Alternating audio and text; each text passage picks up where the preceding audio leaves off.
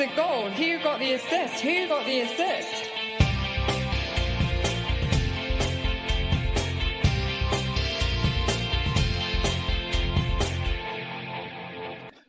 Hello, everyone, and so it begins. Yes, on Saturday morning, most of us who weren't glued to social media were caught on the hop as the Premier League dropped the fixtures up to and including double game week 34, allowing us to finally see the calendar in full and subsequently start planning in earnest. More of which, of course, anon.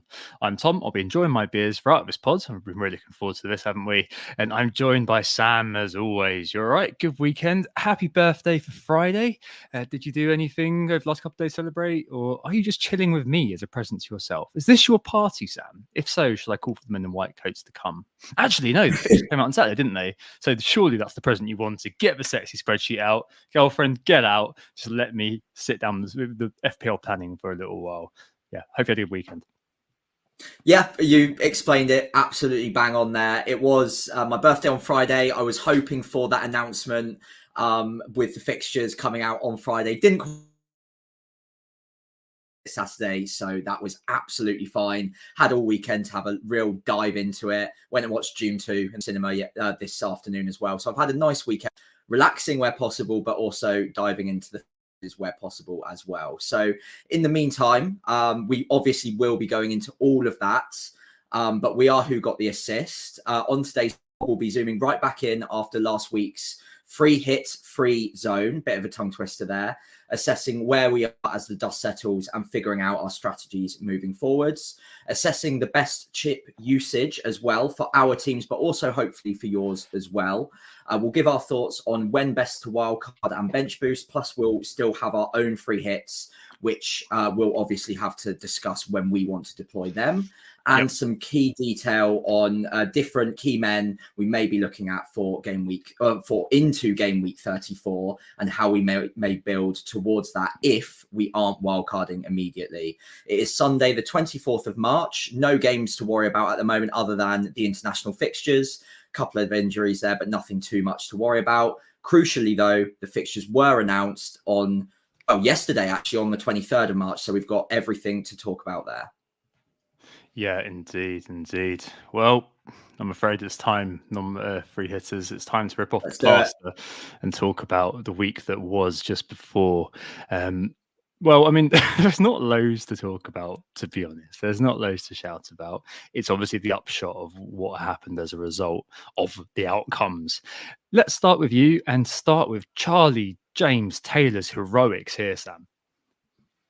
Well, yeah, I mean, it could have been so much more, couldn't it? He got about 80 minutes in before losing the clean sheet, and I was so desperate to see that come in because that would have been the jammiest thing in the world. However, 1 point was still that extra point I needed for a green arrow. It made sure that I went up from the dizzying heights of 195k to the even more dizzying heights of 190k. So crazy moving week, high variance, of course. But realistically speaking, it was all down to Leno. The fact that I had a differential keeper who happened to keep a clean sheet was massive. Every other player, of which I did have 10 of them as well, which wasn't bad considering I wasn't on a free hit. I didn't think. But every other player blanked anyway. So it was literally just Leno. I think it was something like 3% effective ownership. That was the only reason for the green arrow. It covered off the hits. And yeah, that was, like James Harden says in the chat, it's nosebleed territory. Absolutely ridiculous, very jammy. But we'll take that to the bank and hopefully wildcard out of this wreck of a side very, very soon. Yeah, exactly. Very similar experience for me with the 22. I mean, thank you very much, Burnt Leno. I mean, what can you say about a week like that? 500-point green arrow, and that was presaged by basically a last-minute yellow cards, a pair of yellow cards actually for Leon Bailey, and I think it was Douglas Luiz, and another player who was high in the FPL in the fantasy reckoning. I forget now. It was a little while ago. Who was the other person who got yellow carded, Sam? Oh yeah, Kudus got yellow carded too. Yeah, that was it. I was going to say it was on the other side. Yeah, pushed me into a 500 place green arrow. Basically as close as I've ever got to a grey arrow. But I mean, as a non-free hitter, you're going to take that every day of the week. I think, we both were chatting, weren't we? I remember I was out with my daughter, kind of having a walk, and that you just kind of wrote to me like just loads of laughing faces just before anything had happened. I got notification of anything else, and I was like, "Oh no, what's happened here?" And I was expecting it to go the other way, how it always seems to go, where like it's like a Region assist for someone else, or Flecken's assist of Region or something like that.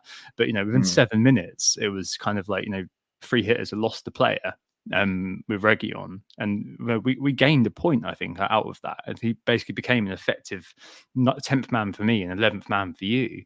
And from there, it wasn't obviously plain sailing, but like as I said last week, and we both said last week or the week before, that we'd be absolutely beside ourselves, cock a hoop with a small red. So to come out of the free hit week for the majority, I say that quantitatively as well, because FPL did say, official FPL, that this was like the highest occasion where free hits had ever been played, and to come out of it was 1.3 million or something. Exactly, to come out of that with a green arrow is brilliant. And obviously the rank is still not where I want it to be, but that hopefully lends itself to a final surge over the run-in.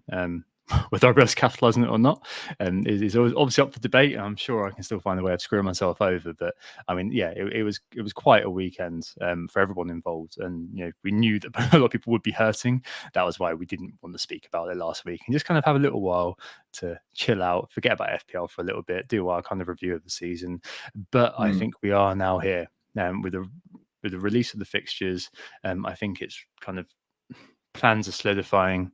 We're beginning to kind of concentrate, zoom in on what we're possibly going to be doing, and I think it's really exciting, honestly, because I mean, you've got on one side the free hit pathway, and you've got on the other side people like us with bench boost and free hit, and the wildcard, of course, still in play.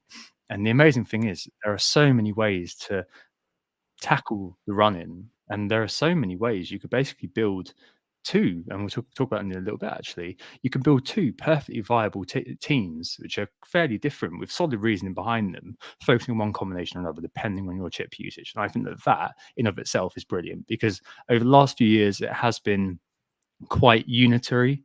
Most people have just followed one single chip strategy, and if you have kind of diverged from that, it's been very much down to luck of a draw. Most of the time there's been a kind of a critical mass around one particular chip strategy, which means if you haven't followed it, you have kind of more often not been punished, because more often than not it actually is it is kind of quite popular for a reason. It kind of suits the fixtures, whereas this time there are a few ways to play it, and we're not going to go through them all in kind of forensic detail, but we're going to do our best to just kind of explain where we stand, and hopefully as well detail a few other approaches you might take, and where there's quite a few out there, and we don't want to just kind of end up doing the whole pod saying this is what we're going to do, but of course we're in a particular situation, and by necessity we are going to look at it through that, but we'll try our best to stay as objective as possible. Now, Sam, you've got a nice graphic up if you're watching on YouTube, but if not, would you mind running through what we found out for those living under a rock, and or have just not had the moment yet where someone's just gone through and said, yeah, so of course, yesterday we got the news of the confirmed double game week in Game Week 34. That also means that anyone who's clued in can figure out for themselves what the double in Game Week 37 will be. There will also be a small double in either Game Week 35 or 36, but I think it's looking more likely that it'll be in 36. Now, the double in 34 is probably bigger than some of us were expecting, and there was a little bit of a curveball there for most of the predictors as well, that being that Spurs are actually going to blank in Game Week 34. That has thrown a little bit of other things in the mix as well. It's meant that game against Chelsea that still needs to be reorganized will have to go into either Game Week 35 or 36. That will form the other double game week between 34 and 37. And 34 as well, I think it is important to note, obviously we're on a very specific route at this point because we've still got our free hits, but any of you that don't have a free hit anymore, Game Week 34 has actually fallen fairly nicely for you, because not only do the likes of Bournemouth have the double game week, which we kind of expected, but also Arsenal and Liverpool are strong sides with a good double game week in Game Week 34 that you naturally probably either have players for already, or you are very happy to buy them ahead of time and kind of dead end into 34 and then out of it with a wild card followed by a bench boost in 37. So for all of you who have been living under a rock and can't see the graphic for whatever reason, Arsenal will be playing Wolves, and Chelsea is the home game there. Bournemouth will have Aston Villa and Wolves, both away from home, but coincidentally, both in Birmingham as well. So they probably won't have to do too much travelling there. Crystal Palace will have West Ham and Newcastle, both at home. That's a nice double. Everton, both at home again, Nottingham Forest and Liverpool. Liverpool themselves will have Fulham and Everton, both away from home. Sheffield United, not really interested there, but Burnley at home, Man United away, and Wolves will have 2 home games of Arsenal and Bournemouth. So obviously you can kind of put 2 and 2 together, figure out what sides you want to target from that. But it is important to note that it's not just those with a free hit in the bank, like us, who are looking at that double game week and thinking, okay, that's pretty survivable. There are teams in there that I think will favour a free hit, but there are also your core teams of Arsenal, Liverpool, and maybe to a certain extent Bournemouth, which will be helpful for the non-free hitters there. In game week 35 or 36, as I mentioned, Chelsea and Tottenham will have to have a double because they've got too many doubles or too many unscheduled games to rearrange at the moment. And so that means that by necessity, they have to double in either 35 or 36 because they can't double in 38. It's the last game of the season. And in 37, they'll both be doubling anyway. So those will be 2 really important teams for those of us looking further ahead at 35 onwards, because they'll have 2 doubles in 3 game weeks. And it looks likely that they'll have them back to back in 36 and 37. The other doubling teams in 37 are Brighton, Man City, Newcastle, and Man United. Again, 4 pretty strong teams there, lots of good assets in there. But crucially, a lot of the very good assets in those sides are on the pricey side. And that's not a pun on my name. They are expensive players. So there are cheapies in there as well, and it makes something like a bench boost possible, but it will be difficult to get a strong 15 out in game week 37 with all of those teams accounted for and covering off all of the heavy hitters that you want in your side. 34, on the other hand, as Tom will probably be mentioning on the podcast today, has a lot more cheapies in there that you can probably squeeze into a bench boost, but comes with other negative consequences as well. So very interesting what the chip strategy is going to be. Obviously, that's a whistle-stop tour. We'll go into it in a lot more depth, but no fear whatsoever if you don't have the free hit, because I think there's definitely strategies at play that can favour you as well. Same goes for if you don't have a wild card, by the way, as well. So yeah, with that, I think we can probably move into the deeper stuff. And if there are any questions, do leave them in the chat. I'm happy to explain it a little bit better if given extra time. Yeah, I mean, it's really interesting how it's all fallen, and I think what's really interesting as well is how I suppose we do have, I suppose, one sort of main line, as you've kind of discussed them, and kind of we've got a few sort of splinter lines. I think I don't know what the proportion would be of people who are free hitted who are in the engaged community at the moment. I reckon we're probably talking about kind of 60, maybe 65% of people who have I'd imagine have gone that way. I know that it seemed that way. Yeah, I mean, I listen to James Planet FPL and FPL General the most, and neither of them are free hitted. But I'm aware that kind of a lot of the other bigger kind of content creators out there as well, alongside those 2, did free hit. And I think it's really fascinating to see kind of how the 2 paths kind of diverge. And I suppose what that sort of throws the spotlight on is opportunity. Like, where do you see the opportunity for you to differentiate over people that you're looking to obviously overtake? Some people may be way out of sight already in mini leagues, but I think a lot of the time as well now, there is a huge opportunity at hand to do something slightly different. And there's kind of gains to be had in the short term. So if you haven't used your free hit, you're probably likely to be looking at wildcard quite soon. Whereas people who are wildcarding, who did free hit, are looking to wildcard a little bit later. So can you make the most of game weeks 31, 32, whenever you wildcard up to 34? How do you then incorporate 34 into your strategy? And then how do you kind of build it out towards the end? And I don't know. I think what kind of really kind of comes for us as people who do have free hits intact is which game weeks do we prioritize for the bench boost? Like, which one do we think is the best? As you sort of mentioned. And I know that, for example, if you free hit 29, 34 becomes simply build with transfers, doesn't it? I feel like that kind of seems to stand out to me. And then wildcard 35 or 36 is probably the way, and then bench boost 37. That feels sort of really kind of straight up, doesn't it? I don't really see, I mean, unless you're kind of going off the wall, maybe you want a wild card now, set up for 34 bench boost, and then kind of just transfer it through 35 and 30, 36 and 37. That kind of feels to me, Sam, like the way that you would work it. If you've used your free hit, you've got your wild cards, you've got your bench boost left. Is that right? Yeah, I would say so. I think, as I mentioned earlier on, if you don't have a free hit, because we've got Liverpool and Arsenal both doubling in 34, that to me is 2 teams, 6 players worth that you can attack over the next couple of game weeks. Free transfers as well, absolutely fine. Liverpool have got great fixtures, both in 30 and 31. So the time is now to transfer them in if you don't have them already.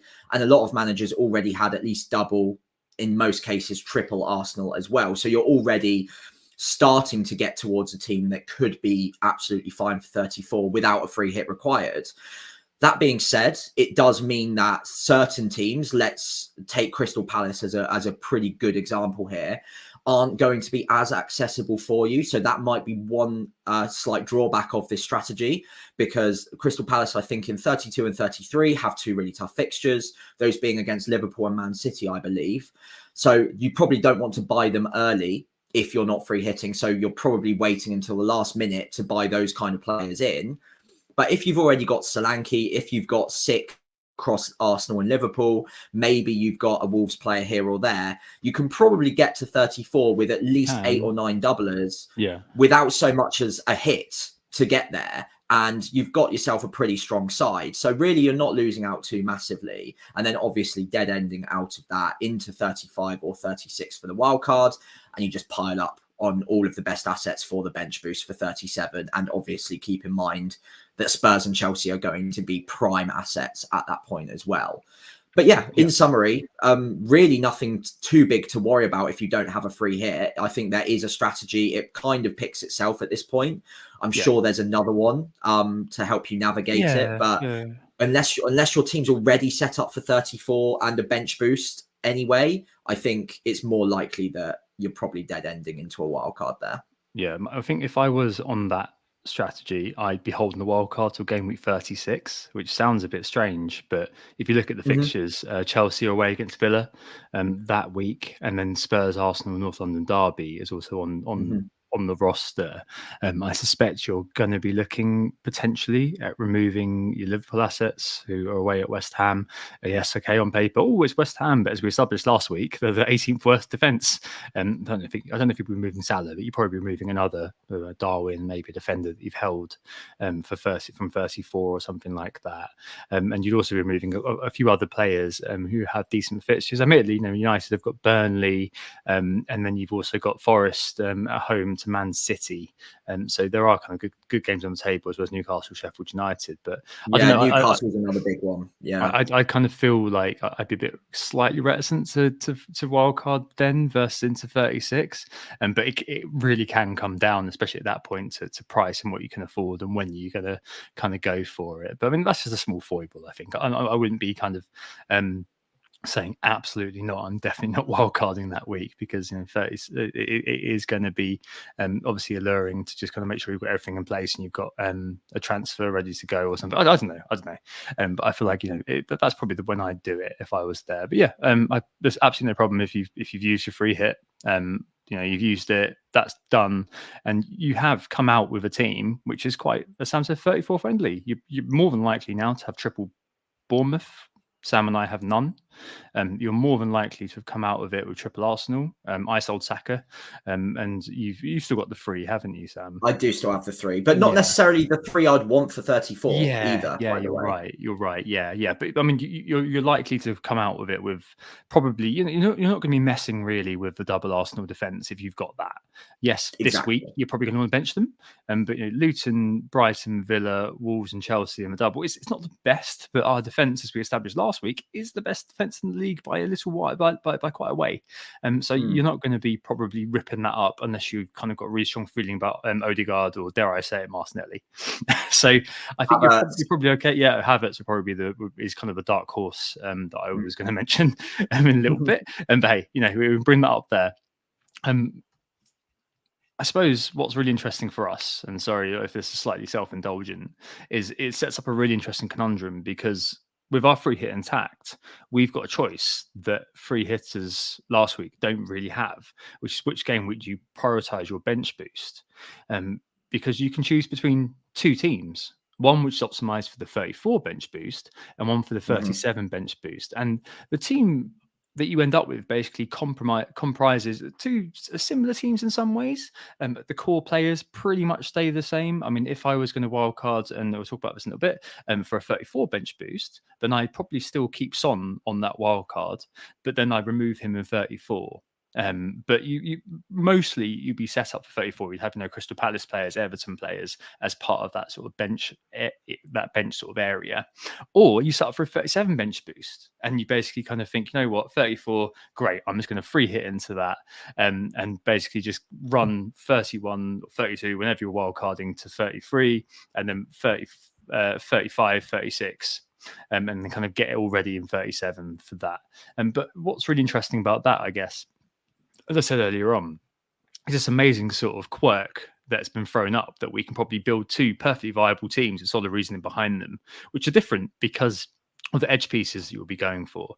So if you're kind of going for the 34 bench boost, then hey, you know what? You're going to be sitting there with Chris Richards. You can be sitting there with Bramthwaite. You can be sitting there with those sorts of players. Whereas if you're going for the 37, you're going to be sat there with the likes of the Cells. And I think that in of itself kind of starts to weave its way slightly differently, because then there's a few decisions that you make. I mean, you'll probably end up kind of running with Son for the whole period, whereas you might remove him and try to buy him back, even though Spurs have got a kind of a tough period, a tough run of fixtures between, I think it's 32 they start to harden, don't they? No, it's 33 they start to harden. It's a really kind of famously tough sort of run in between 33 to 37, the first half anyway. The second half is Burnley at home, which isn't very tough. But yeah, it's really fascinating the way you can kind of work it out.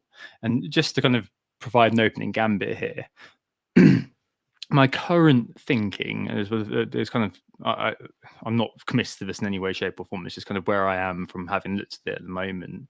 But my initial thoughts surround a Liverpool and Arsenal centric team for bench boost 34 after wildcarding in 31 or 32 if I can make it there, because I mean I've spoken about it a little bit. If you've been listening for a little while, you'll know that I've kind of identified this a while back, but having kind of Bramthwaite, Chris Richards, Semenyo, because we didn't know when the Bournemouth game was going to end up, over Solanke, all of that on the bench. You can kind of have that, double it, so boost all that, and then just kind of forget about your bench for the rest of the year. And then you've got 37, where, as you mentioned earlier on, there are going to be a few problems with trying to free hit and make sure you bench boost and cover all of those bases. If you free hit that week, and I did have a look at it, it looks good. I mean, yeah, I'm going to lose a few players to individuals, but I'll be able to basically maximize what's on the pitch. And I think that I should remain competitive while driving home the advantage in 34, because the advantage of 34 is everyone's going to be taking hits to try to get there, working their way towards it. My team's going to be oven ready. Sorry, that's quite a triggering phrase. I didn't mean to say that. My team is going to be ready to go for 34 effectively. And I'm going to have more players than everybody else, because most people are going to be either free hitting or have worked their way there with free hits. So, I mean, yeah, free hit 29 was a near guaranteed green arrow for a lot of people. I'm not going to damn myself and jinx myself. But if I'm bench boosting in 34, it's going to be quite unpopular. But I think it might be quite a decent way of doing it, because I think that I'll be able to make my way through kind of the next few weeks fairly nicely. I think I'd be able to, if I did some, it does involve some jiggery pokery with the likes of Son. I'm not going to lie, and so I'm going to have to remove him in 34 and then buy him back pretty quickly. So it does tie up transfers. But you kind of basically, I suppose, maximize everything towards the end of the season, and I quite like it, and I like the fact that no one's really talking about it or looking at it. maybe that's kind of fueling my contrarianism a little bit as well. But I really like that idea, Sam. It's really kind of something that I've looked at a fair bit. I mean, as I said, not commissioned to it at all. And the other way is perfectly viable. It's just I like the free hit that you can build for 37. I like the bench boosting that you can build for 34, and you can manage the Spurs and Chelsea angle fairly nicely. So I'm not, saying no to what you're about to talk about, but I still think that this is quite a nice way of doing it, and quite an orthodox way as well. But I think there are gains to be made, and I think in 37 you can consolidate and hold rank as long as you've made those gains, which is kind of where the gamble lies. Yeah, fair enough. And I do like the strategy in isolation. I think when you look at 34, I think that right there, like looking at the fixtures ahead of us here on the screen, it makes a lot of sense as a bench boost week. You've got your perfect combination of quite high price assets in two of the teams that you can target with good fixtures. There's a clear captain option there. You can really spread that around, have 6 quality players there. And then also you can sprinkle in some of the cheapies. You've got Everton, you've got Palace, you've got Bournemouth, and you can get to them with your wildcard pretty easily. And I think that in isolation makes a ton of sense. So I don't want to rule that out at the moment either. And I've kind of like been drawing up 2 pretty different plans, but based around wildcarding either this week or next week, and either bench boosting 34 or 37. I do like the look of this. But the drawback, I think, if I was playing devil's advocate on this, is what it does in the weeks around the doubles. So outside of 34 and outside of 37, I think 36, when we're likely to get the Chelsea-Tottenham double, it's slightly hindered. And then also, if you're carrying a few of those cheapies, but which I suppose you would have to with a bench boost in mind, 33, 32, and 35 as well on the other side of it, you're probably starting 1 or 2 players that are, in inverted commas, suboptimal for that week. That's not to say it's not the right strategy. You might be able to get the benefit from 34 that outweighs all of the other little drawbacks. But in my mind, the other strategy with a free hit in 34, it means I can bring in the exact Liverpool and Arsenal players that I want that week. So that might not necessarily be double defence. Arsenal away at Wolves, home to Chelsea. You could probably back against the clean sheets in that week. Maybe just go with 1, Gabriel, for instance, and go double Arsenal attack. Similarly with Liverpool, there might be a flavour of the month cropping up. Trent might come back from injury. Maybe we know for a fact that Bradley is going to start because Trent's not back. Loads of non-free hitters won't be able to get there for those players or be confident enough to bring them in as a transfer. Whereas your free hitters can probably just bring them in for a week, knowing the information on the day. Well,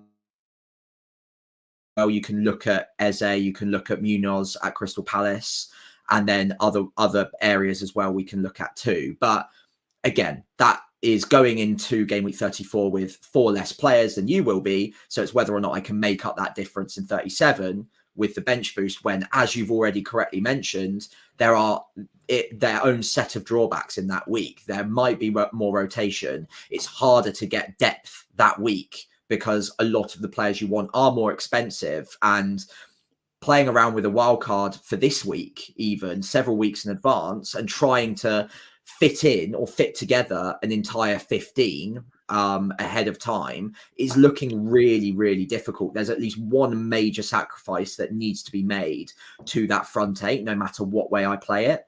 And we can go into what those wildcards might look like later on. But I think the key with flipping it is that you probably don't need to make as many sacrifices if you go with the bench boost in 34, because you're able to get to all of the heavy hitters or most of the heavy hitters. Yeah, okay. Whereas in 37, you probably can't. Or in fact, you definitely can't. I get you, but the fixtures aren't as nice in 37 as they are in 34. Like that is there is that as well. I just don't like the 37 fixtures. I think they all come with a bit of a sting in the tail, a bit of a but about them. Arguably, Chelsea's good. Like I'm not going to dispute that. And Newcastle's right as well. Spurs, Man City. That's a single game week, isn't it? Effectively. Man City's are fairly good, but I mean, are you going to be buying a defender? I think surely you're going to be more interested in just having Haaland and Foden, which I've already got, right? And Man United's, I mean, if we're kind of hanging our hat on free hitting or bench boosting Man United players, it's Arsenal and Newcastle, which, okay, Newcastle bad defence, but attack goods. And where are we going to be putting most of our funds? I don't know. I don't know. I just don't like the fixtures as much. And crucially as well, as you said earlier on, fitting all of those players into your team requires a lot of foreplanning, which is not a bad thing. I mean, I'm definitely I'm on board with it. But we're wildcarding. We're going to have to be, especially in our situation, wildcarding pretty soon to make that work. Mhm. Whereas if you're wildcarding 36, if you're on or 35, 36, you're on the kind of you free hits already, or you're kind of just wanting to hold that wildcard a little bit later, which actually is not a door which is completely closed to us, but it is kind of mostly closed to us. You're going to have a lot more information about where you're going to be wanting to make those make those decisions. Right now, because we're wildcarding kind of, effectively 2 months before you're actually going to be utilizing that bench boost and you're setting up for that bench boost, I feel like, so many things could possibly change, and it only take one or two things for that wild card to look very, very dated very, very quickly. And with the greatest will in the world, like people who wild carded in 27, 28, like now those wild cards, I think you probably know, I'm not being horrible, but those wildcards do probably now look a little bit kind of like, okay, maybe it's not exactly where I wanted it to be, especially because Liverpool lost to Man United, which James on Planet said on Friday was kind of why things have kind of seemed to have turned on a dime, really, with regards to how these things have all fallen out. So maybe it's a bit of anxiety around 37, which I'm not going to deploy that argument, Sam. I'm not going to be saying, "Oh, but rotation hell, it'll be the worst game week ever to be to be bench boosting in." I'm not going to say that at all. But I am saying that the fixtures aren't incredible, and as you said as well, the depth is going to be difficult to get to, especially if you're looking at it right now. There are a few enabling teams, and there is Chelsea, of course, who have a very good short-term schedule, so that lends itself to owning Palmer, Gusto maybe, or a defender, Dizazi disaster loading, Nick Jack, I don't know. Newcastle have a good run, so that Isaac would be kind of high on my mind basically to be buying, no matter what really. Yeah, it's really tricky. I mean, honestly, we're kind of, I suppose, giving kind of, they're not hot takes, not steaming hot out of the oven, but they're not cold enough to be put in the fridge yet. They're cooling, but I still kind of instinctively feel like if you're free hitting fairly soon, getting that bench boost kind of sorted, and having the luxury in our case of having the free hit for 37. I think that there will be enough there with the free hit 11 you can put together to basically hold rank, or to basically attack that week sufficiently. Because if I am putting all my resources into the 11, I think I can get a very good team out of the what's on offer effectively, and screw the bench. Whereas if you're going to go that way and bench boost that week, okay, you're going to have to consider the bench. You're going to have to consider a lot of different sort of aspects I don't care about. And obviously the opposite applies to 34. But that brings me back to the edge pieces, as you are fond of saying, Sam. Yeah, Brampwaite, Chris Richards, Semenyo as kind of the three that you're bench boosting, plus one of the goalkeepers likely to have a Neto or Pickford.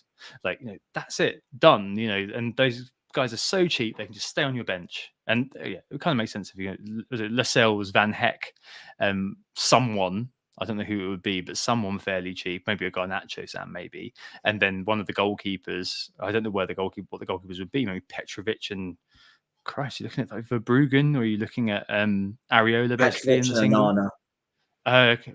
Sorry? And Nana. I mean, that's, I don't know. Okay, goalkeeper's fine. But, I don't know. It just doesn't, I don't know. I just don't like it as much. And I think maybe that's what it comes down to, perhaps, is vibes a little bit. I've put it into review, both of them.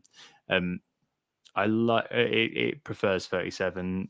Do I agree with it? Not necessarily, effectively. I'm sorry, that's sacrilege if you're analytics, but that's how I feel. Yeah, definitely lots to consider, isn't there? Yeah, I mean, look, this is exactly the debate that makes FPL interesting. And I hope if there's one thing anyone takes from this podcast tonight is that there are viable alternative strategies here. It's not as simple as, oh, just free hit 34, bench boost 37, and you're done with the season. There are other ways of cooking this. And Tom, you've come up with a great differential strategy there. There are plenty of merits to it. And it's one that I'm now highly considering. If like, there are a couple of points that came to mind as well whilst you were talking as well, to play the other side of this debate, for a balanced argument. One would be that you mentioned Tottenham being, but I think it's Burnley at home, Man City both at home in 37. Obviously, it's not confirmed, but we can deduce that would be the double. I actually disagree. I think that's a good double. Tottenham have a great record against Man City at home, so especially from an offensive point of view. But Ange wasn't in charge. Like it's irrelevant. Like it really is irrelevant, because before that you had Conte and then you had Mourinho. Like it's a completely irrelevant comparison because they played completely differently. Like I've seen that mentioned a few times. I think that's utterly irrelevant. Like it's not worth even going into. And you know, they do plainly play differently. Like I wouldn't be looking at that thinking, oh yeah, there's going to be more in that. I think there's going to be completely different to how it was going to kind of how it would have been in the past with those managers. Ange is going to, you know, we're always going to have a go, mate, regardless. And you know, there's always that kind of feeling that City may have their number by now a little bit based on January. I disagree. Personally, I think there is still something on Tottenham being good against Man City. I think it's a lot down to the players rather than the management. Man City will have more of the ball and Tottenham will break fast. Spurs and Son in particular is one of those players that can catch them on a cold night, and I think catch them on the break with a high line. So I'd be very happy having the likes of Son, Richarlison, not the defenders, obviously, but Burnley as the other home game is more than okay. If they can keep one clean sheet across the double, I think that's fine, especially when they've got the double the week before as well. So anyway, on that as well, one thing just to round off my point, if you're looking at bench boosting that week or 34, one of the bench boost players that you've already discussed, in fact, possibly even two, because if you're going Pickford and Branthwaite as a bench boost, I don't think anyone could sit here and tell me that Nottingham Forest at home and Liverpool at home is any better than having Burnley and Man City both at home. I think Liverpool and Man City are both going to score in those games, respectively. And then it's you're backing the clean sheet on the other half of it. So I think, obviously, Branthwaite and Pickford, if I'm going with the bench boost 34 strategy, are probably straight in because they just make a world of sense. They've got at least one good fixture. They're really cheap. Pickford's good for save points, so it does make sense. But I think on the other side of the coin, a doggy, for instance, also makes reasonable sense based on the same logic at a higher price. That is the problem here. But there are still other cheaper assets like Gusto, like Van Heck as well, that you can also pad out with. So I think it goes both ways. I completely see where you're coming from. That's not it's not an appealing double. With any double with Man City is never going to be appealing, but I've backed Spurs to score against pretty much anyone. And we know that City can leak goals again, well, playing that high line, and pacey players on the break like Son, I think can take advantage of that. So I don't mind the matchup. No, I appreciate that. I think the only thing I would say is that point in affordability. That is huge, honestly. Yeah, that's a big one. You're citing Udogie, who's 5 versus Brantford, who's 4.2. That's 0.8 million difference, right? And in of itself, okay, it's just 0.8.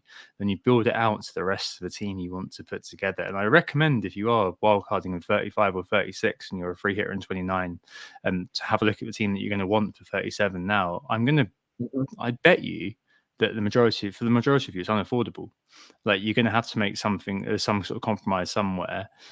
Probably it's going to be not having Salah, which probably is going to be all right, to be fair, because you have Spurs at home in 36, or West Ham in 35, Aston Villa in 37, and then Wolves in 38, which is a good fixture.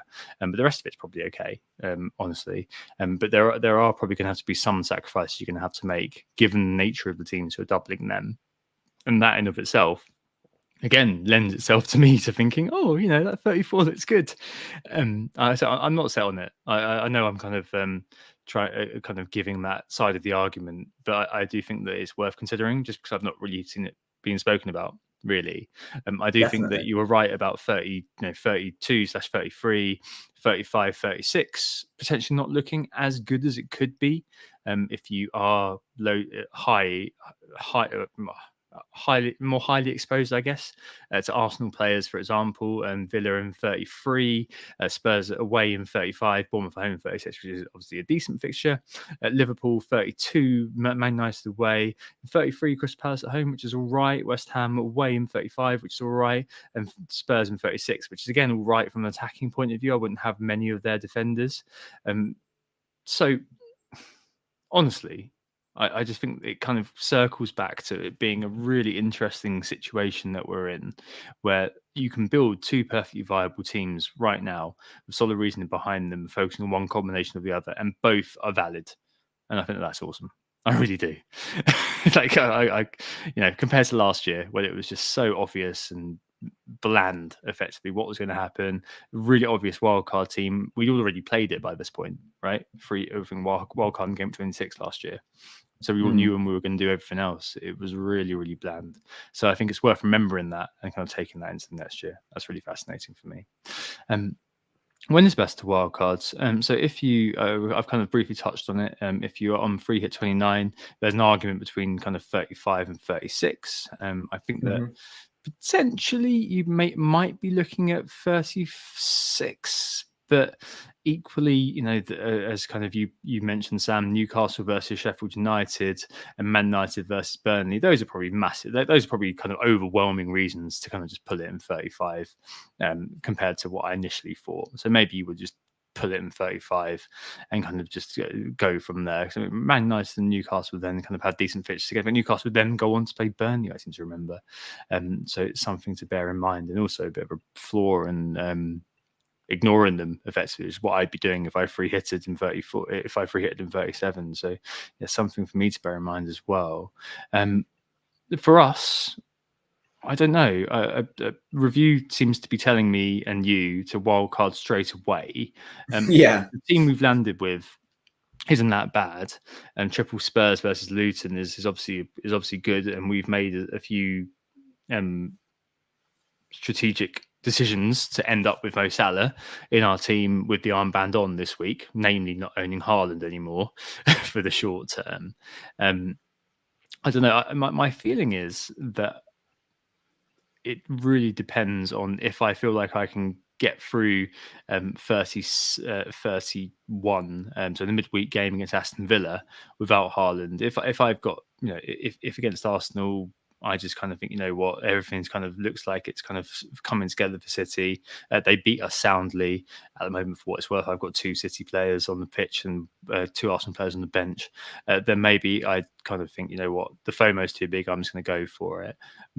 But the information I could possibly glean by making it through 31 and kind of wildcarding them 32 could be where I go. But basically, we're locked into going quite soon, and arguably because I've got funds and you've got funds for not owning Haaland to go Maddison to Saka, we could basically own everyone except for Haaland.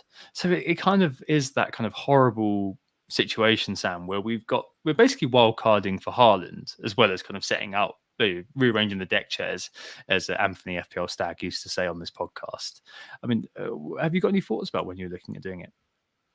Yeah, I mean, I'm really, really close to just pressing the wildcard button and almost immediately now. Looking at the side I can get to, I'm pretty convinced that I want to do it. But so it was either going to be for me in 30 or 31, one of those 2 weeks, and that's absolutely nailed at this point. I think it's very unlikely I wait beyond that, no matter what other information we get. And a big decision point for me was whether or not I can nail down the side I want to own as a wildcard side for the rest of the season in time for the Game Week 30 deadline. And if I do, then I look at that side and figure out whether or not I'm better off just having that side for game week 30 or the side I've already got, plus the addition of Mo Salah, of course. Now, interestingly, I was of the exact same opinion of you. I kind of still am, that my game week 30 side is looking really good. I'm actually pretty happy with it, barring just not having Haaland, who obviously has a tough fixture anyway.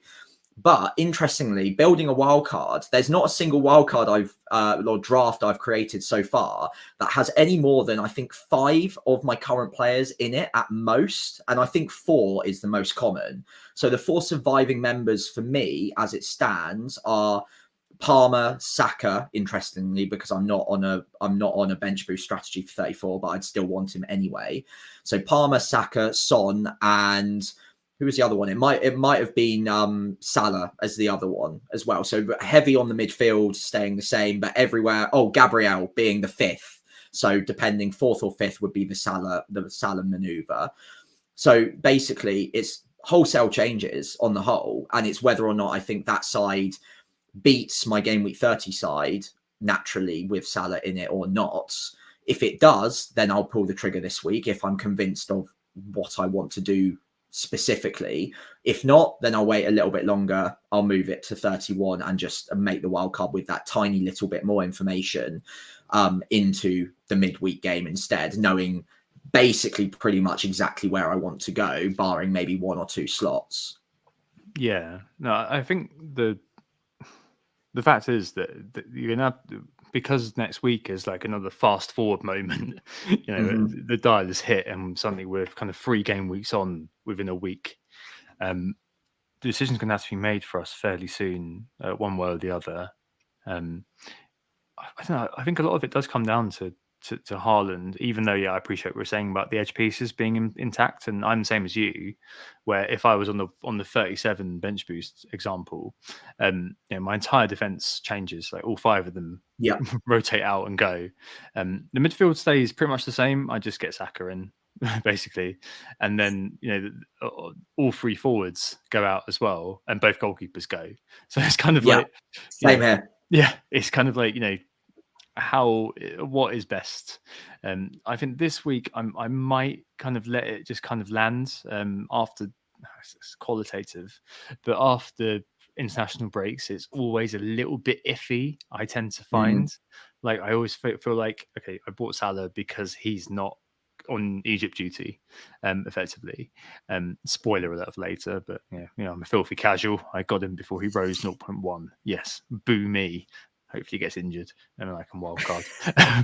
But I kind of feel like this is a good kind of moment for just let it lie. It's obviously not ideal to be wildcarding midweek in the episode 2 of a trilogy, but I think that it might be that either I kind of leave it for midweek or leave it for the weekend. Ideally, I'd like to wildcard in 33, but I don't think I'm going to be able to get to Haaland for Luton. And I don't think that I'm going to be able to go into the game week without Haaland for Luton. So I think that kind of is, 32 is basically the cut-off point for me. So that'll be kind of the way that I do it. But yeah, it's interesting, put it that way. And if you are looking at the 37, you're going to have to be anticipating basically where you're going to go, because I don't know, I do think there's going to have to be a little bit of planning involved if you're kind of on our route. Like, you can't just kind of wildcard into a ready-made team if you're looking to bench boost in 37, because you're going to have to do some jiggery pokery. You're going to probably want to own Saka, as you've mentioned, Sam.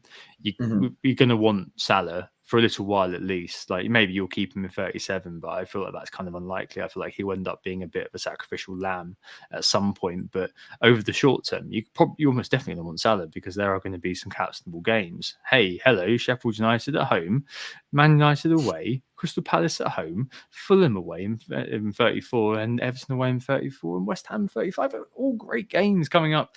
And so you're going to want him. So maybe there is going to be a bit of an onus on you to do a little bit of planning, but it's not terrible. It really isn't, because obviously removing Salah ahead of 37 will make everything kind of worthwhile. Interesting stuff. A lot of opportunities sort of there, and lots of ways you can kind of figure it out. There's one more question as well. So for those with the triple captain, so all of your chips left, we don't get many questions these days, mainly because I've given up asking for them due to the extra algorithm.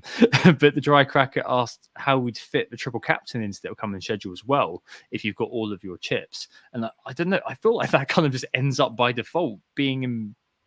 Does it end up being in 36 in 36 or 37 by default, effectively? Maybe Cole Palmer in 36, West Ham at home and Spurs at home. Guess. Possibly. I would actually throw in a slightly different one as well. I would say you could maneuver ever so slightly from your strategy, which is bench boost 34. But I know it's not your strategy per se, but the one that you're arguing in favor of at the moment. Change that slightly. So instead of bench boosting 34, you triple captain in 34 on Salah, Fulham and Everton. That's a good double, probably the best double available to us between now and the end of the season. And you can maneuver the bench boost to something like 36, where there are actually a lot of good additional edge pieces that do have good games that week. It's not ideal because you won't have a full 15 of doublers or anything like that. But I think if you've got all the chips in place, that's another strategy you might want to have an eye on. The other thing that you could look at is something like just triple captaining in game week 38, just because it's quite a fun thing to do. Just because it's not a double game week doesn't mean there aren't points on the table there. You might be able to land yourself a really good differential triple captaincy option. It's obviously not the, in inverted commas, optimal way to play it, but you don't always have to be optimal. You can have a bit of fun with it. So yeah, you've got the extra spare chip. Have a look around. 36 is the obvious one because it's a double game week, but hey, maybe you fancy Salah against Sheffield United, for instance, or in a single game. And who knows, that could be a 20-pointer. So, you know, there are options. Definitely are. Well, I think let's leave it there for now. If you are going to wildcard this week, Sam, I can't do it, but I mean, you better get on and do a stream going through your team. I think I am going to be leaving it for a little while. I think that kind of is where we are. A bit of a jumble of thoughts. It's just kind of the nature of things right now. The dust is still settling. For what it's worth, I think you're very persuasive, really, on 37. It makes a lot of sense to be looking at it that way. I think a lot of it will come down to affordability at the end of the day, because if you're going for the power 5 midfield, i.e. Salah, Foden, Saka, Palmer, Son, and then you're going with Haaland and you want Isak as well, which I assume you do, is kind of your second forward, then it gets very, very tricky to fit everything else in, fit everything else together. And that's something that definitely needs to be considered going forward. But yeah, that makes a lot of sense. Really interesting stuff. All right. So game week 30 preview, just zoom even further in on the week ahead, Sam. The first thing to just discuss is bold claims from last week as well. Did you make last list? Yes, you did. Good man. There we go. So last week is a no for both of us. I predicted Close though. It was, but Leno, both of us as well, was the man. Leno helped us, didn't he? Yeah, so Leno made sure that I didn't get my bold claim, but he did also make sure that I got we both got a green arrow, so I'll let him off. But it was the only clean sheet of the week, so 7 out of 8, I was almost there. But you know, we don't get points for almosts. Speaking of as well, you almost got Robinson as the high scorer, but Muniz just about pipped him to the post with that second return. So yeah, unfortunate. Yeah, unfortunately, didn't quite work out for either of us. And then this week ahead, hopefully it passed the Forest test. But I feel like we're in, and you've backed us, which is always scary. Yeah, so I'm going with Tony to bag a double-digit haul. He's been really, really disappointing recently, especially if you are on a free hit or bought in with a free transfer for game week 29. But I always say a striker, talismanic, 90-minute man on penalties, there's always an outside chance of a haul. So he's always a difficult sell. And one player, in fact, there are 2 players up front that I am scared of getting rid of on a wild card this game week. One of them is Watkins. The other one is Tony. And despite lack of form, because he's got all of those other things going for him, I thought I'd at least hedge my emotional involvement within the game week, just in case I do hit the wildcard button and sell Tony, and him to get a double-digit haul. So that would be 2 returns basically against. Yeah. Is it Man United? It's Man nice United at home. Yeah. It's and Maguire looks like he's injured. So oh no, well that means he's not going to get it. Sorry, Harry. You've got a very nice and very large face. You're a very mean man. Yes, indeed. Stay out of Mykonos. Right. And for me, Man City and Arsenal to draw 0-0. It's a very specific score. But I kind of wonder whether both teams are going to set up not to lose effectively and play a very controlled game. Sufferable versus sufferable. The unstoppable force meets the immovable object. I just got a feeling about that one. And I'm backing against myself as well. So I've got 2 Arsenal defenders on the bench. I do have Ake on the pitch just by necessity.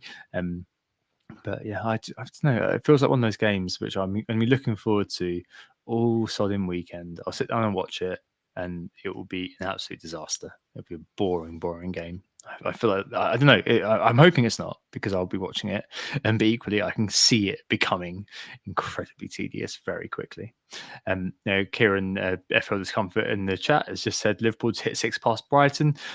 We both like that for reasons which are going to become very clear very soon. Hopefully, it's not like the 7-0 versus Bournemouth last year. Right. So the key issues for game week 30. I think the main things in mind are begin to plan doubles, wildcard, and we've already sort of covered that to some extent, Sam. So I don't think we need to go into that one too much, but it's worth just giving that voice because it's there. Best transfers in, and because let's not forget, if you're not wildcarding now, there is a game week to play, and therefore as well the conversation about best captain needs to be on the table. I think we've just given away where we are with that one. In terms of best wildcard team, whatever at the moment, I think a lot of that is hinging upon the way you're going to be going, as we've discussed. The must-haves, I don't know. I still think that power 5 Sam midfield needs to be kind of part of the discussion, as well as Haaland. Probably like Isaac versus Darwin, if you're depending on which one you're going for. Actually, most people can get Isaac, and then defense just gets decimated, doesn't it? Like you've been advocating a proper retro screw the defense, just level it. Gabriel, the highest kind of price defender, and they just pour all that money going forward, and I think that kind of makes sense. And I think the only thing that I wanted to bring up with you really was, remember at the start of the year where we were saying that price doesn't matter anymore? Not you, but the cost doesn't matter anymore. Price always matters, Sam. You matter a lot. Thanks, yeah, sorry, I'm here for you.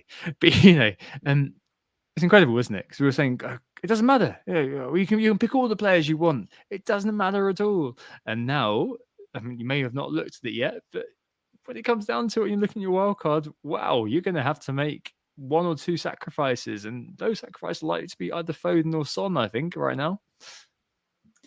Yeah, I think you're right. I think looking at wildcard drafts at the moment, the thing I keep coming back to is one of those power 5 midfielders almost certainly needs to go or be downgraded significantly.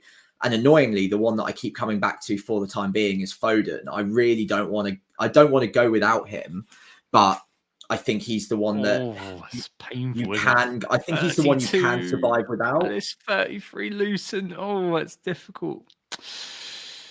Wait, okay then. So let me. But no, I'm with you. I'm with you. It's really flipping difficult. Honestly, I'm with you.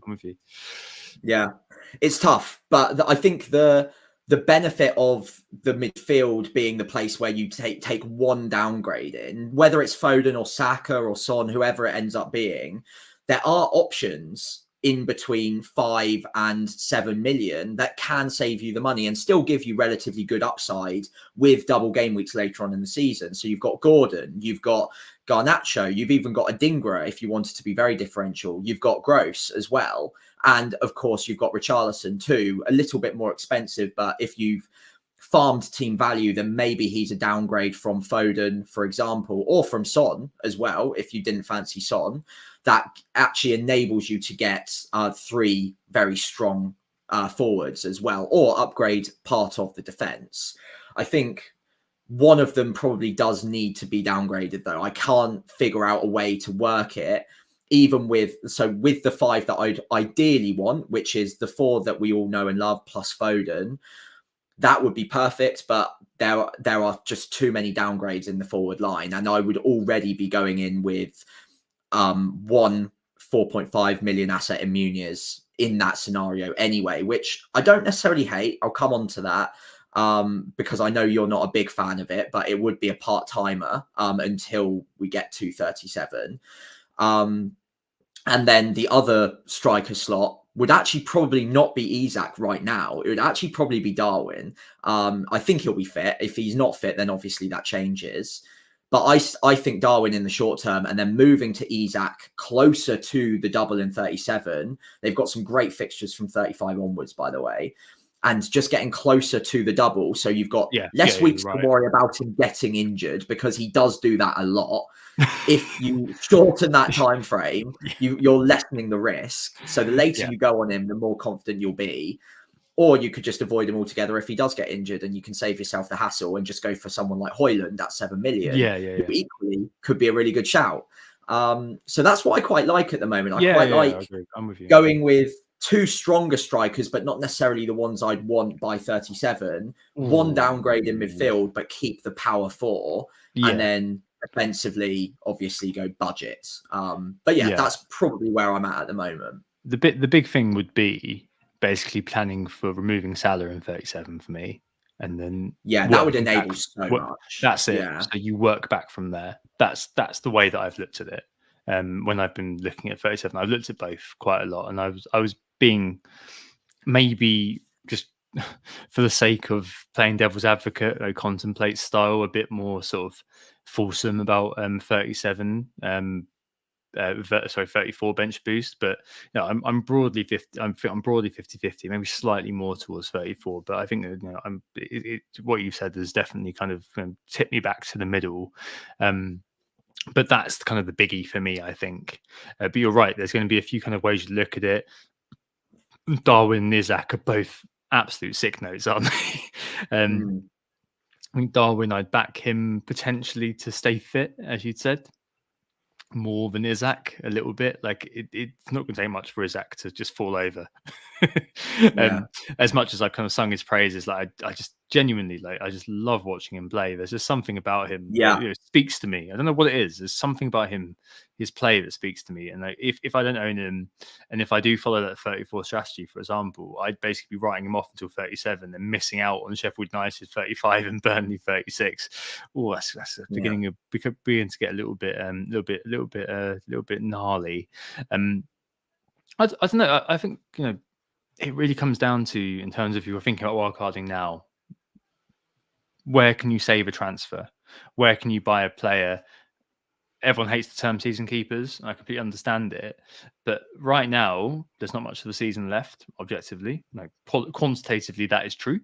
So what players can you kind of love and leave? They're there, you just forget about them. You forget they're there in your team for the rest of the year. I don't know if there's that many actually that you bring in. Obviously, we both still own Palmer, so that would be kind of priority number 1 for most people. Just leave him there, be absolutely fine. Don't be like Tom. Don't bench him. Just leave him in your team. Haaland, yes, I think that's kind of on the list, isn't it? Other than that, Sam, I don't know, because there's always going to be a but around a few players. I mean, I think we're probably keeping Son, but you can't look at kind of 35 Arsenal, 36 Chelsea, probably a double with Liverpool that week. So maybe that's kind of okay. And then 37, again, that's a double. Maybe that sort of ameliorates it a tiny bit, actually. So maybe you would look at someone and think, what, I'm just going to leave them there. But other than that, likes of Salah, likes of Saka, those players are likely to be sacrificed, I think, at some point. Potentially, or at least one of them. Yeah, because you've got, it's probably going to be Salah, isn't it? Because of the price, the money. Yeah. And then 38 versus Wolves, you just hope for the best. Basically, you kind of shut your eyes and pray, because you're going to have spread the money for Salah, and you probably don't want to take a hit on the final day. Let's be fair. there's lots to think about, basically, is the way I am. I'm really sorry that we've not been kind of just coming down strongly in favour of one thing or another.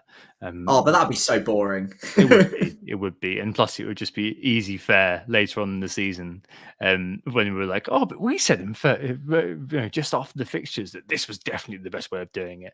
That's just the way FPL works, I'm afraid, where you kind of have, what Neil Murray used to say, strong opinions loosely held. And that is something that we always ascribe to here on Who Got the Assist. Right. So, yeah, there we go. Best transfers in, Sam. Indeed. Starting with the defence, I mean, it's telling, isn't it, that if you look at most generators, even though we've got Arsenal and City playing each other, even though the likes of Doughty are still going to be kind of sat in the template, that it's still going to be the case that you're not going to be looking at making a defensive move. Most people are going to have double Bournemouth versus Everton. So may this be the week that Dominic Calvert-Lewin breaks that duck. I really hope so. I really hope so. Sorry, I'm really sorry. I'm sorry, not sorry. But I mean, you've got, I think it's like Gusto versus Burnley or Robinson versus Sheffield United away. The 1 week punts are kind of out in force really defensively. I like those. I suppose for us, when as people who are wildcarding fairly soon, it's a bit of a different kettle of fish. Like we're going to just probably love it and leave the defence. But if you are kind of looking to build towards 34, Sam, any players particularly now you'd be looking to bring in ahead of that? Like, would you be looking right now, for example? I mean, best case scenario, I guess. Like, so say money is no object, you would probably be looking at just kind of getting a Van Dijk or something, wouldn't you? Right now, it would make a lot of sense. I think if you had any sort of heads up on how long Alisson or Trent are likely to be out, then it makes even more sense to go for Connor Bradley or Kelleher in goal. But yeah, Van Dijk is obviously the one with nailed minutes. He is more expensive, but it makes a ton of sense if you are looking at dead ending into game week 34, then Van Dijk is the one that you can probably put your faith in. And that makes a ton of sense to me. So yeah, Van Dijk would be number one. If we got negative news on Trent that he looks like he's going to be out until after 34 is out of the way, then Bradley obviously moves to the top of the list. But for now, yeah, I completely agree. Cool. Yeah. I mean, other than that, I can't see that. I mean, we both got Doughty, for example, and I don't know. You're not playing in this week, are you? Whereas I'm kind of forced. I am. You are. Yeah. Okay. We were both forced to. But I don't think it's worth spending a transfer on that. Yeah, it's just the nature of the beast, and hoping that he gets an assist or something, and that Bournemouth, all the defenders get sent off. that's the only way. We can dream. There's going to be a positive there. I mean, we dreamt last week, Sam. We dreamt a dream, and that dream came true. That's probably it for this season, isn't it? Let's be fair. Once. Yes. In midfield, Mo Salah, that little known player, bought in by 170k already. Hey, hello. I'm amongst those. Opportunity territory, I think, with Salah. You used to get 3 weeks grace with a player in FPL. There used to be a little while before everyone else caught up if you bought them in slightly early. Now you get 1 week's grace, and this week versus Brighton looks like the week, we hope, that's going to really pay off owning him early. A lot of people, if you especially got Haaland in your team and you're set up in a certain way, say double Arsenal defence, it's going to be difficult for you to get there for a lot of people. For us, yeah, great. So he's kind of the main kind of transfer in at the moment. There's people kind of buying Son. So if they free hitted last week, didn't own Son, kind of buying ahead of the Luton game. Palmer, neither of us sold. But if you did sell, probably looking to correct that, and I completely understand that. And maybe there's a few kind of punts around the place, but I mean, again, it completely makes sense. And I don't know, like with Salah, it's going to be a team breaker, isn't it? You're going to have to do a bit of surgery. Like I've seen people kind of saying -4, -8 to buy Salah in. Would you be doing that? Would you be kind of letting it go for now, at least, if you're wildcarding fairly soon? Or would you kind of just think, you know what, I'm just the captain, so forget about it? Yeah, I think if you're looking at wildcarding soon, but not this game week, and it's going to take you a -8 to get to Salah, there and you already have Son, then it makes very little sense to go there, because Son is in his own right a good captaincy alternative. But in most scenarios, I think most people can get to Salah with a -4 at most. And even if not, you're probably one of those looking at wildcarding soon anyway. And if you're that desperate to get to him, I'd probably just bring it forward to get to him if it's going to be difficult otherwise. The next two fixtures, Brighton and Sheffield United, both at home, great couple of fixtures. You probably want him ahead of time. So that to me makes a lot of sense. Obviously, as well, if you're dead ending into 34, then Salah, the earlier the better. I think maybe in very, very rare cases, you could look at maybe -8 to get him in if you are absolutely certain that you want to captain him both this week and next over Son, and you're dead ending into 34 rather than you being able to use a free hit, for example. But yeah, I think normally speaking, if you've got Son or Palmer, they're decent enough captaincy options or alternatives, which we'll discuss in a bit. And because they're decent alternatives, you might not need to rip apart your side to get to him if you don't have an easy way of doing so. Especially the best way, the way to get there in -4 is probably considering Haaland at this point. I don't think there's been people with loads of money sat in the bank anymore. And I think, it would you be selling Haaland this week, Sam, to find your way to Salah? I don't know if you would. I just don't know. Yeah. It's a really tough situation to be in. It's difficult for us as people who don't own Haaland because we can forget about it. It doesn't affect us as much. It does. It will affect us EO wise. It doesn't affect us psychologically because we've redone the deed, as it were. Yeah. No, it's an interesting one because I'm trying to rack my brain to think of like what scenario that would be required in. I suppose if you're out there and you are absolutely adamant you want to wildcard in game week 31 or 32, but not this week for whatever reason, then maybe you could take a -4 to get rid of Haaland, swap it to Salah, and put the armband on him because of Haaland's fixture this week. But generally speaking, I think that's a very isolated case, and I don't think many people are going to have that to worry about this week. No, definitely not. Elsewhere, as I mentioned, Palmer's probably almost definitely the one. I think maybe if you free hitted last week, you wouldn't have like a second Spurs midfielder. So maybe if you are looking to wildcard in 31, you might look at a Maddison or a Richarlison. As long as back fit from international duty for both of those guys. But yeah, it's going to be that way, I think. And finally, the forwards, Nick Jackson, Sam. You've got to own him. You've got to own him, right?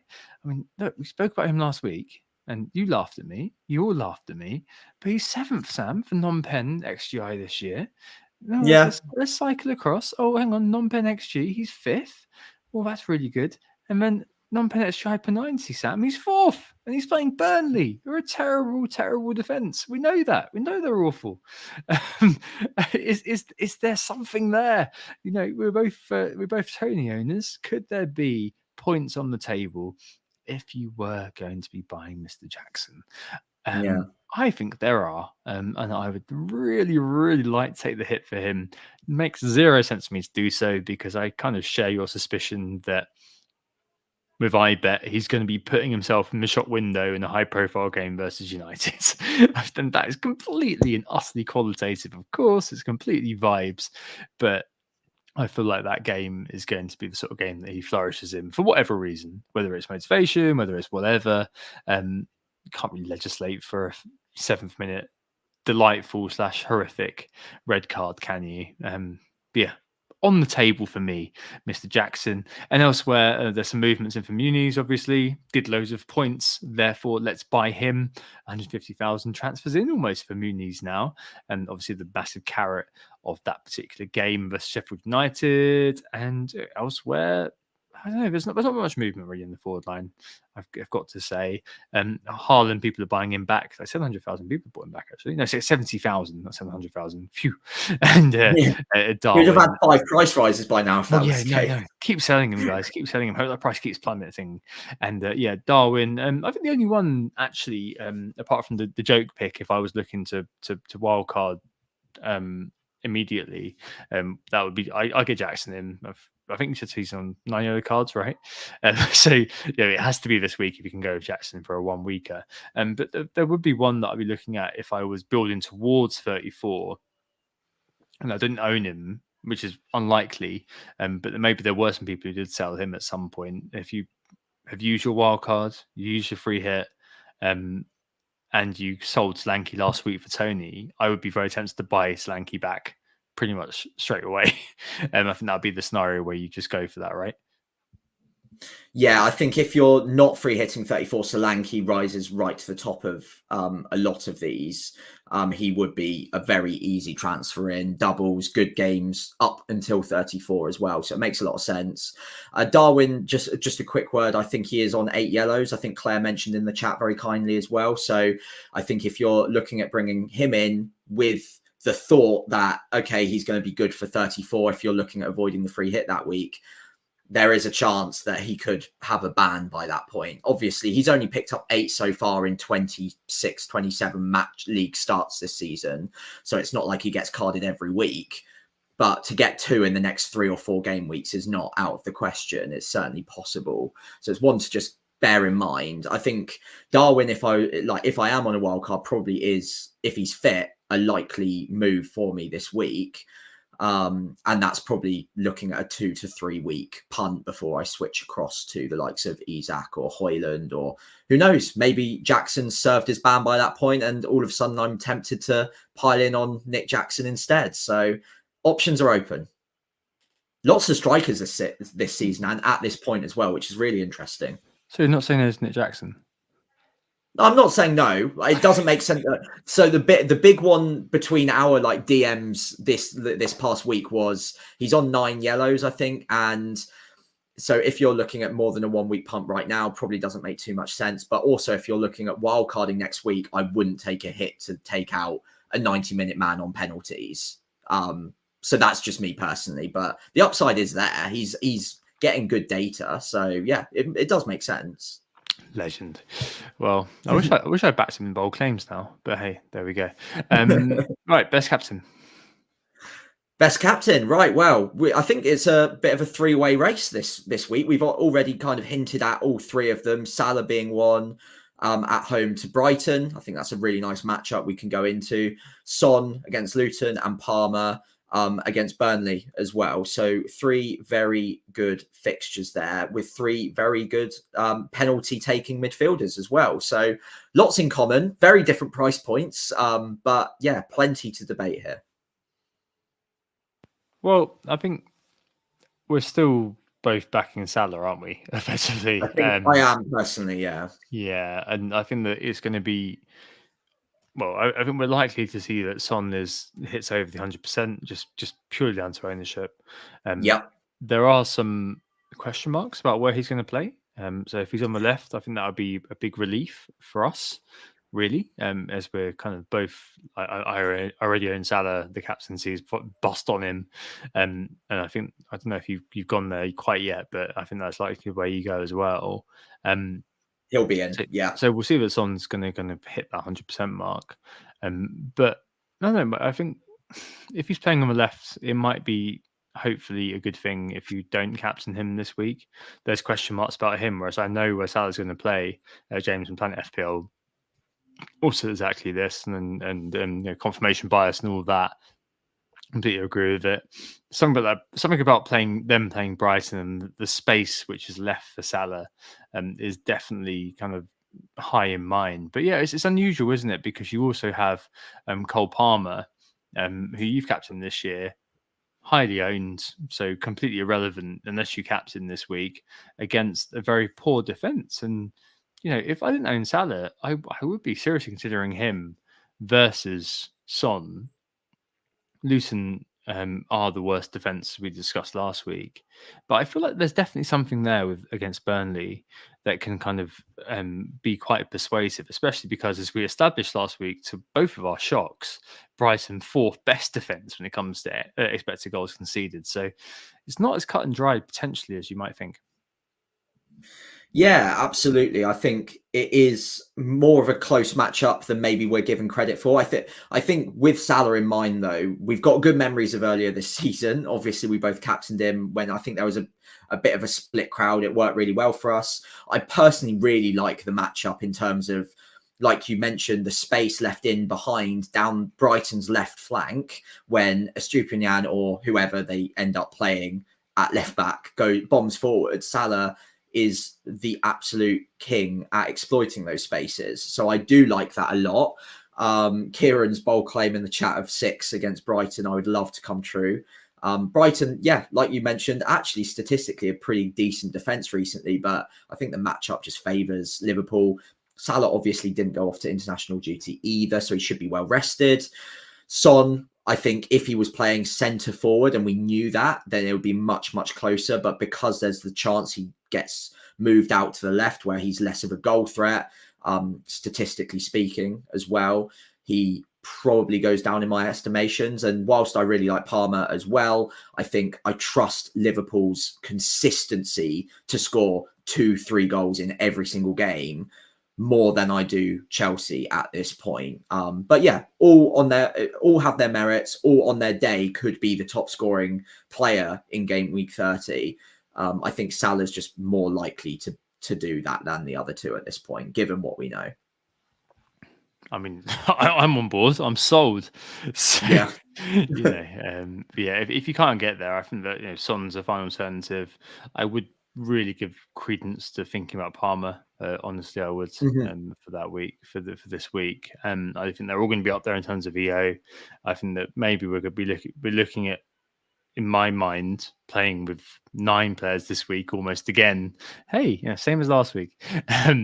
If Palmer and Son both get over the 100, but I mean that's just the nature of things, really, in FPL. And I think this might be a good opportunity to strike out against people who can't afford to get there, and so on and so forth. But I wouldn't be too worried if I couldn't, effectively. Cool. All right. And then finally, our own teams for the week ahead, Sam. You're first. I've already bought Salah. I got that 0.1 million price rise. He's in. Got the armband on. Vice That's on a nice looking midfield. Son at the moment. So I've got the 4 out of 5 of the power 5. I've got enough money for Maddison out to Saka next week if I decide to stay without Haaland for another week. Dodgy as defense. So basically, it goes like this: goalkeeper good, Leno gets Sheffield United good, defense bad. Ake versus Arsenal at home, or maybe White against Man City away. Probably likely to stick with the home defender, but I'm not expecting very much there. Hoping for the double clean sheet, so my role cane comes through. But hey, there we go.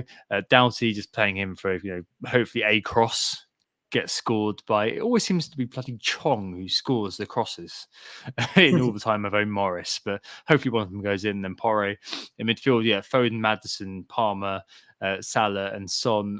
All 5 of them are home. Hopefully that's all right. And both my strikers are at home as well.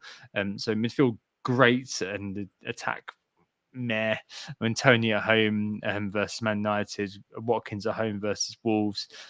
Basically, just hoping that Tony at home versus Man United can match or hopefully beat Solanke at home versus Everton. That's kind of going to be what it comes down to, I think, really, at the end of the day, as well as Salah doing bits. But yeah, pretty happy with that. Don't think I'll take a hit this week for anything else, especially I'm looking to wildcard fairly soon. Doesn't seem worth kind of taking the hit, especially because players are all fit. Unless there's a problem with Doughty, that's the only reason I may be looking to take a hit, because I wouldn't be comfortable playing Ake and White both in the same game. So maybe I'd be looking at a 1 weeker, almost definitely on Gusto, if I did go that way. That's about right, isn't it? I can't really see anything else to do there. What about you? No, I mean, that looks like a really good side for this week. Mine isn't a million miles off, but key differences mean that I'm looking a little bit weaker at the moment, I would say. Leno in goal, so very happy with that. Porro as well at the back. Again, not a problem there, Luton at home. But I do currently have Gabriel starting away at Man City, which I think is slightly down on you against you with the City at home to Arsenal for Ake. Obviously, Gabriel has been nursing a little bit of an injury. If he doesn't play, then Saliba, more than happy to switch them over. Haven't sorted out my bench order, by the way. Doughty as well, little bit of a doubt. So we'll see whether he pulls through, but I would expect him to be okay. But either way, defensively, I'm not expecting much from 2 of the 3 there at the most. In midfield, if I don't wildcard, it will just be straight Bowen to Salah. I've got the money for it without the hit, so that's fine. And the armband would then move over to Salah, Vice on Son. I think that would be the exact same front 7 as you as well, actually, there. So not much more to talk about. I think I'm probably closer to wildcarding this week than you currently seem to be as well. So if I did, I think, as mentioned, 4, possibly 5 players, if I include Salah's planned transfer in there, would stay. So a lot could change. I would be worried about Tony and Watkins punishing me, probably more so Watkins than Tony. And I would be reluctantly saying goodbye. But equally, I'd be saying a big welcome to the likes of Haaland as well. So I'd be pretty happy with that. The defense would get a massive boost and it would set me up nicer for future game weeks too. So yeah, whilst a single free transfer would make it look pretty decent, I think wildcard could very much be on the cards. And yeah, you would just be kind of refreshing the attack, refreshing the defense. The defense does need refreshing. Let's make no bones about it. Well, apart from Porro, I think the other two definitely probably need to be excised pretty quickly. Tony and Watkins. I mean, they're both players that at the start of the season we both have said, if Tony was available, we both have said, yeah, just leave them in. There's definitely an argument just to leave them and forget about them. It's been reaped with Watkins. It could have been reaped with Tony if he was available at the start of the season. Removing Watkins, as you say, is going to be pretty horrible. So 31, if you don't wildcard this week, you're probably likely to wildcard either in 31 or 32, which means that you miss the Brentford game in 32, the Bournemouth game in 34, and non-free hitters. I think everyone will miss that though. I don't know if you're a free hitter in 29, you're not going to miss that in 34. You're not going to miss that in 32, are you? Like, what are you going to? You're not going to be removing Watkins up until maybe you're removing the 34, and maybe you'll be getting Darwin or something then. But the 32, Old Club Brentford. Ooh, don't know. No, this happens every year, doesn't it? Well, there's going to be one player who's got that high sort of just remainder ownership, which is going to hurt you every week. He's probably not going to be captained anytime from now, which is a saving grace. I think I like that. I just feel like this week removing James in the chat, it's just said removing Watkins for Darwin. That never ever backfires. I mean, we have no experience with that at all. We both say. Face palming. I don't know. I think one last hurrah for Watkins versus Wolves. I think that's kind of where I am with it. One last hurrah for this whole team, and then we'll see. I think it's not too bad for 32, as discussed earlier on. It could be I leave it for 32 and then kind of just go all the way to 33 if I can avoid the robot against Villa. Do I trust that? I'm not sure. Basically, is the answer. Well, Villa played very well in the reverse fixture against them, and really nullified Man City's attack. So I mean, you could back against it. Yeah, perfect money for Maddison then to go for Saka and for the Luton game. So could well be it, and I could buy myself time as well to think more about which way I'm going to go in terms of things. But I mean, if it was buying myself time in terms of buying myself a week, that would be absolutely fantastic. The case is either I hit wild cards on Saturday or I hit wild card on Tuesday. So I'm going to need to commit within 72 hours of each of the checkpoints effectively, which is, there's a lot to think about this week. And I hope we've made a good fist effectively of trying to give an outline of where we are. Not been committal because it'd be boring if we were, and it would be completely kind of disingenuous if we were. But hopefully we've made a good sort of case and given a fair bit to think about. And hopefully, we're not free hitters, but hopefully we've also covered off those sides of the argument too. But thanks for listening. Yeah, thank you very much, guys. Hopefully that has been helpful to you. Obviously, a lot of chat about our own chip strategy, but also a lot about other potential chip strategies too. Do please feel free to leave a comment below with what you're planning on doing between now and the end of the season, of course, as well, if you're watching along on YouTube. In the meantime, though, thank you all so much for listening. We have been Who Got the Assist. You can find the main account on X at WGTA_FPL, and you can find me over there at FPL Pricey. And again, on Instagram and Threads, it's WGTA.FPL. And again, I'm just FPL Pricey on there. If you did enjoy the pod, if you could give us a follow over there, that'd be fantastic. But also, if you would consider giving the pod a 5-star rating wherever you're listening to it. And of course, if you're watching along on YouTube, giving us a like and subscribing to the channel would be incredibly beneficial for us. Yeah, please do all of those things. Thanks so much for accompanying this evening. Thanks, Sam, for joining as well. We hope you enjoyed the pod. Hope you get excited about the run-in, because there's lots to be excited about. Differentiation on the horizon. We'll be back next Sunday again due to the swift fixture turnarounds. We're going to try, I think, to try to get together on, if you can make it, Sam, on the Thursday as well. Just after game week 31, but if not, it will just be me. But we'll try to kind of make that work, and then back to kind of Mondays, I think, hopefully after that for game week 32. But yeah, speak to you very, very soon. Have a good week. Enjoy the rest of the international break, and if you're on wildcard,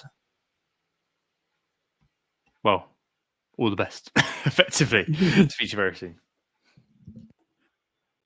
Oh, it's a goal. Who got the assist? Who got the assist?